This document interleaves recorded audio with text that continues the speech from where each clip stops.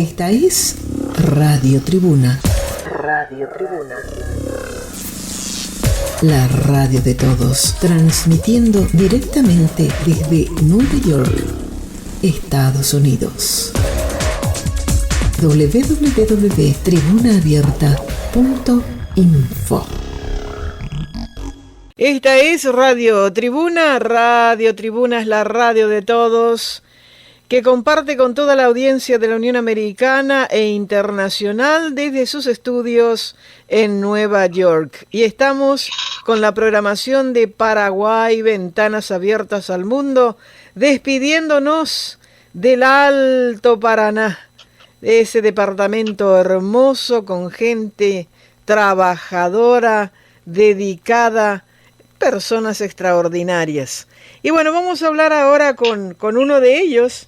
Él es magíster en Historia del Paraguay, licenciado en Historia, Jorge Daniel Contreras, quien a la vez es docente tanto de la parte secundaria como universitaria, un currículum extraordinario. Muy bienvenido a Radio Tribuna y a Paraguay, Ventanas Abiertas al Mundo. ¿Cómo le va, licenciado? Todo bien, saludos cordiales a toda la audiencia de Radio Tribuna. Gracias por la invitación también a participar en este espacio tan interesante, Francisca.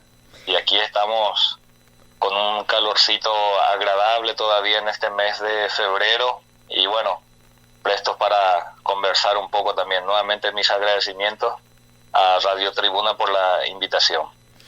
Licenciado, en Paraguay las temperaturas varían, pero muy poco. Acá en los Estados Unidos vamos siempre de un pico alto a un pico súper bajo en verano. ¿Usted piensa y cree que los cambios en las temperaturas, en el clima de nuestro país, que no varían tanto, tienen algo que ver también con las características propias del paraguayo? Y bueno, la verdad es que si tenemos en cuenta los factores condicionantes del clima, pues evidentemente hay que tener en cuenta, en primer lugar, la latitud, en el sentido de que, por ejemplo, la distancia en la que un punto determinado de la superficie terrestre se encuentra en la línea del Ecuador.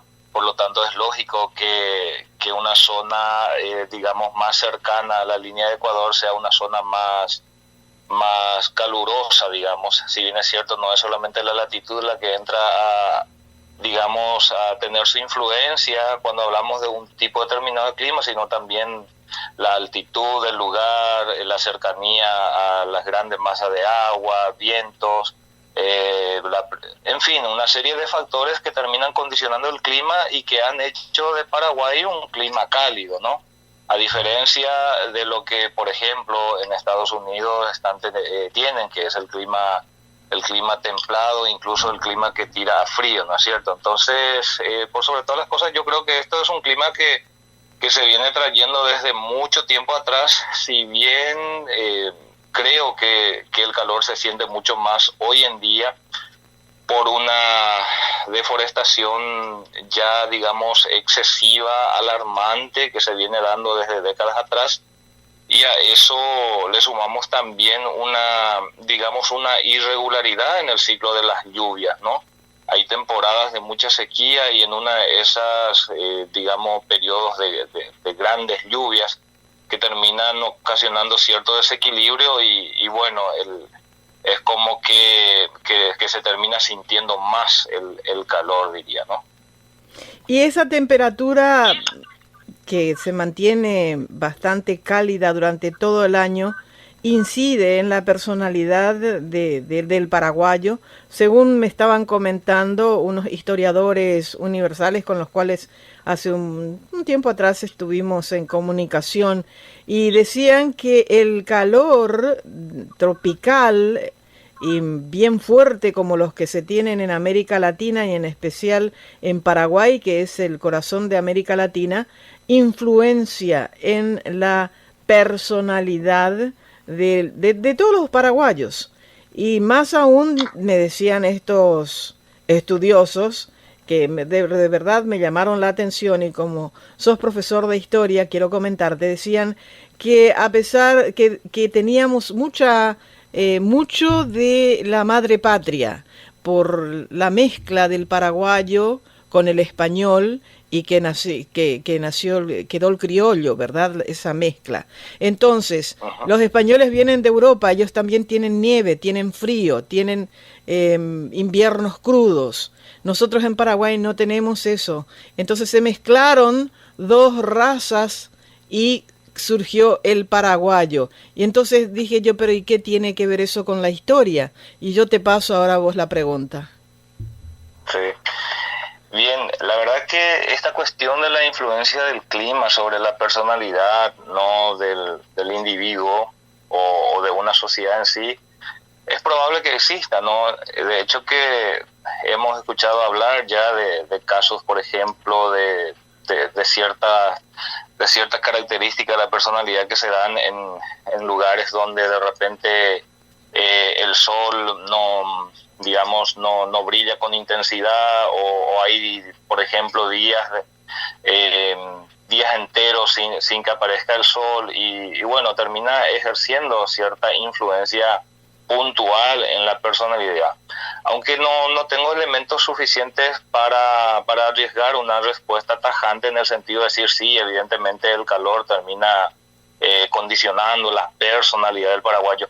Más allá de eso, yo creo que es algo un poco arriesgado también de repente buscar una caracterización general del paraguayo, una especie de paraguayología, ¿no?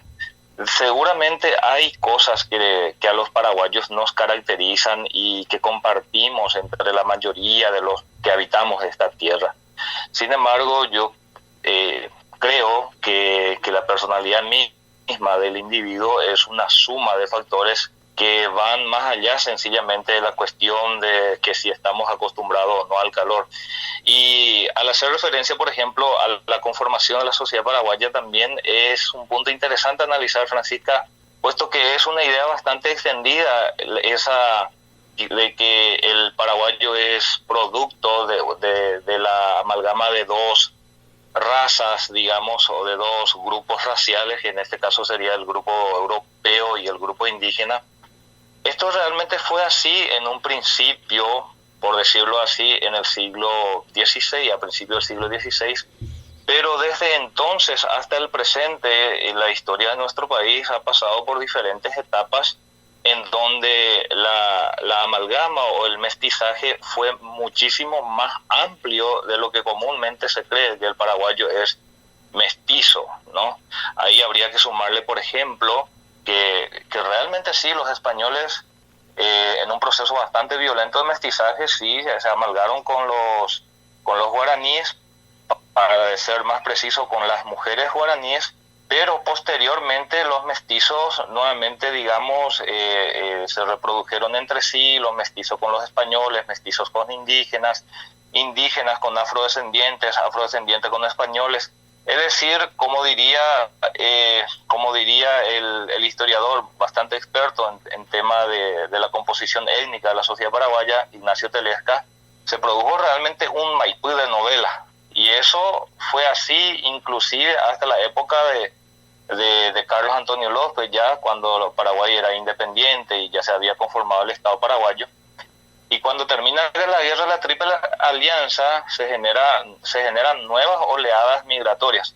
O sea que hoy en día, si caracterizamos al paraguayo como un mestizo, digamos, que se originó de la mezcla del español y de la indígena, creo que nos quedamos cortos. Entonces realmente la sociedad paraguaya hoy en día, más que nunca inclusive, es una sociedad bastante heterogénea y muy, muy alejada ya de esa idea del mestizaje hispano-guaraní. Eso también sería interesante un poco mirarlo desde ese aspecto, ¿verdad? Conste que ni siquiera estoy haciendo referencia, por ejemplo, a las poblaciones indígenas que se han mantenido, digamos, en sus propias características culturales y que han mantenido también su digamos, su vida en la propia etnia, sin llegar, digamos, a insertarse por completo dentro de lo que es la sociedad paraguaya. Entonces la sociedad paraguaya es realmente bastante heterogénea, si analizamos de una perspectiva histórica y antropológica, Francisca. Qué interesante, de verdad. Nosotros los que estamos aquí en los Estados Unidos y que tenemos contacto con un mundo de diferentes lenguas, diferentes culturas, diferentes formas de expresar una misma cosa. No sé, el español en sí lo hablamos todos los latinoamericanos, pero hay ciertas palabras y expresiones que provienen de Perú, por ejemplo, de Colombia, de otros países así que nosotros, los que hablamos el castellano paraguayo, vamos a llamarlo de alguna manera, no entendemos. Palabras que van creándose con el transcurrir del tiempo y que se van utilizando aquí en los Estados Unidos. Vos hablas con un peruano, hablas con un colombiano, hablas con un ecuatoriano, hablas con un venezolano y te das cuenta que cada uno tiene su característica idiomática, pero están hablando el español y todos son latinoamericanos. Y los paraguayos también somos latinoamericanos, pero ellos no entienden a veces nuestras palabras en español, que para nosotros está bien, para ellos dicen, pero ese no es un español sustancioso, eso más bien sería una creación y una mezcla con el guaraní, por ejemplo, te dicen. Y ahí ya sale otra vez la historia del Paraguay, de la mezcla de los guaraníes, de los indígenas con los españoles. Y es una historia que nunca termina, parece que quedó eso plasmado en la mente de todos los países latinoamericanos. Efectivamente, sí, efectivamente. En toda América, diríamos, ¿no? En el proceso de configuración de los estados, hay que entender que el idioma español se impuso porque era el idioma, digamos, de las autoridades, era, en otras palabras, el idioma de los poderosos, ¿no? Fíjense que, por ejemplo, que en el caso paraguayo, a pesar de que las autoridades eran las que evidentemente dictaban las reglas, el idioma, por decirlo así, mayoritario era el guaraní. Pero aún siendo un idioma mayoritario durante la época colonial, sufría discriminación y sufría ataques por parte de las autoridades españolas que buscaban erradicar el idioma guaraní y de ese modo, entre comillas, erradicar la barbarie, ¿no? Entonces, realmente los idiomas nativos en toda América han experimentado una etapa de mucha lucha y al mismo tiempo una etapa de mucha resistencia. A tal punto que poco a poco fue ocupando espacios oficiales. Con decirte que recién con la Constitución estronista del 67 se reconoció al idioma guaraní como idioma nacional, ni siquiera todavía como idioma oficial, cosa que ocurriría recién en 1992. Entonces me hago una película similar en las otras latitudes de nuestro continente, en donde los idiomas nativos, por decirlo así, tuvieron que luchar e ir ocupando espacio en medio del idioma del que sometió a las poblaciones indígenas, vamos a decirlo, ¿no? En este caso el idioma español. Bueno, y de ese modo se fueron también configurando lo que tengo entendido se conoce como los regionalismos, ¿no? Es decir, aquellas expresiones, aquellos vocablos que son propios de una región, que son propios de una zona, ¿no? Y que se han introducido en ese sentido dentro de lo que es el vocabulario castellano. En el caso paraguayo creo que se da una forma especial porque al mismo tiempo que se habla el castellano, se habla el guaraní también, y hay una especie de simbiosis muchas veces y se producen esas mezclas que mucha gente no entiende. Evidentemente el yopará es bastante extendido en nuestro país en ese sentido. Y nos caracteriza, y a mí me encanta porque nos hace diferentes. Te juro que a mí me encanta porque nos hace realmente diferentes. Cuando hablamos, cuando yo escucho a alguien que está hablando así el español y de repente se le escapa ahí una palabrita en guaraní, ¡ay! Ese es paraguayo, ya digo, ¿verdad? Y me encanta. Tenemos unas características tan joviales, palabras tan amables, no sé, a mí me encanta nuestro español paraguayo, como yo le llamo. Profesor, hay pocos profesores de historia, ¿verdad? No hay en la cantidad que deberían. ¿A usted le parece que la gente piensa que ser profesor de historia no da mucho dinero? Contestando a tu primera pregunta, yo creo que últimamente la carrera de historia ha tenido una especie de resurgimiento, una especie de renacimiento en las universidades paraguayas, con decirte que hoy en día son ya varias las universidades que cuentan con esta carrera. Menciono solamente dos a modo de ejemplo, que es la Universidad Nacional de Asunción y la Universidad Nacional del Este, donde yo me formé como licenciado en Historia. Tengo entendido también que en otras universidades ya se tiene esa carrera, y últimamente ha aumentado la cantidad de estudiantes de Historia. Con decirte que hace unos años, quizá 8 o 10 años, yo tenía, por ejemplo, 4, 8 alumnos en mi curso, pero hoy en día tengo 25, incluso 30 alumnos ya en la sala. Entonces, creo yo que hoy en día la carrera de historia comienza a ser vista de un modo ya distinto, y bueno, eso hace también que más personas estén interesadas en estudiar esta carrera.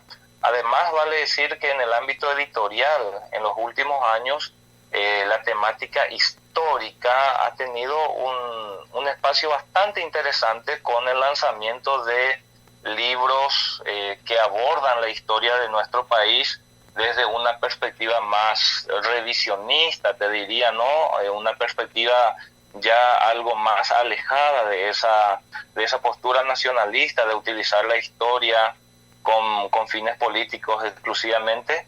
Entonces la historia, desde mi perspectiva, ha ganado mayor cientificidad en los últimos años y está teniendo mayor aceptación y mayores interesados. Pero evidentemente sigue siendo escaso el número de historiadores. Por ejemplo, si comparamos con el número de psicólogos, con el número de contadores, con el número de abogados, matemáticos, abogados, ni qué decir, ¿verdad? Y otras carreras, incluso dentro de las ciencias humanas. Pero creo que va en ascendencia la aceptación y el estudio de la carrera de historia. Pero evidentemente la cuestión de que no se gana mucha plata con esto es una idea bastante extendida. Y evidentemente no digamos, cuando uno elige una carrera hay que ver también por qué lo elige, ¿verdad? ¿Por qué la elige? Digo bien, o sea, qué intereses hay detrás de eso, ¿no? Pero puedo decir que hay carreras también donde evidentemente tampoco se gana mucho, pero de igual modo se estudia bastante. O sea, que creo que no pasa solamente por el hecho de que sea una carrera donde no se llegue a ganar mucho. Aunque eso también es bastante discutible, ¿verdad? Porque hoy en día hay profesionales de la historia que ocupan cargos importantes en universidades, en facultades, en editoras, en periódicos.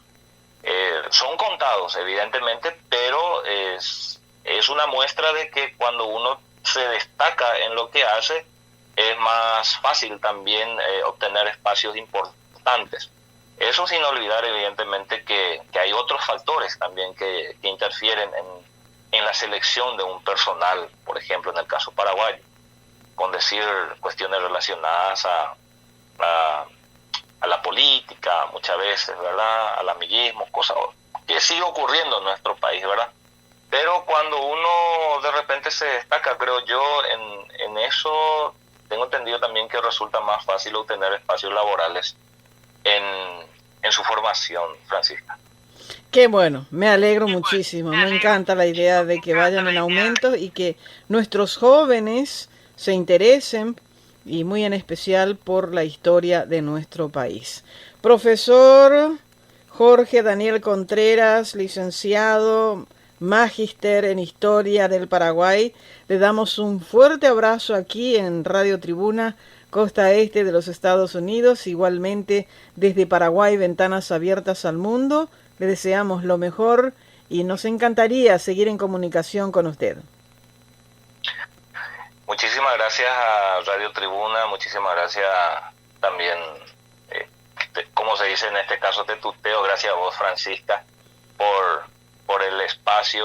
Realmente muchas gracias, muy contento, muy honrado de participar y estoy a las órdenes para lo que en lo que pueda ser útil. Muchísimas gracias.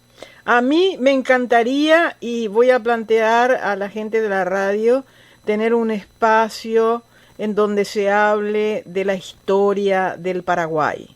¿Por qué te digo, profesor?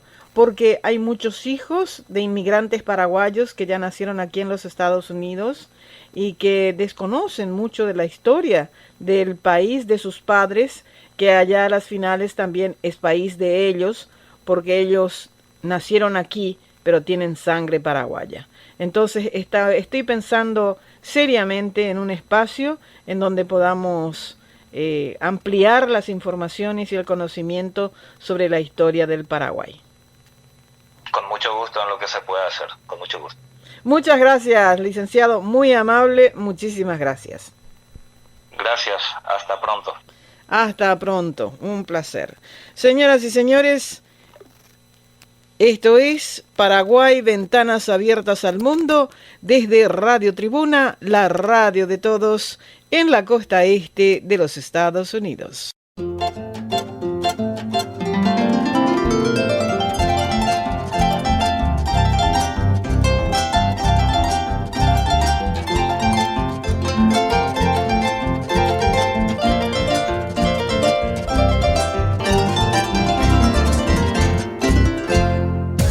Esta es Radio Tribuna. Radio Tribuna. La radio de todos, transmitiendo directamente desde Nueva York, Estados Unidos. www.tribunaabierta.info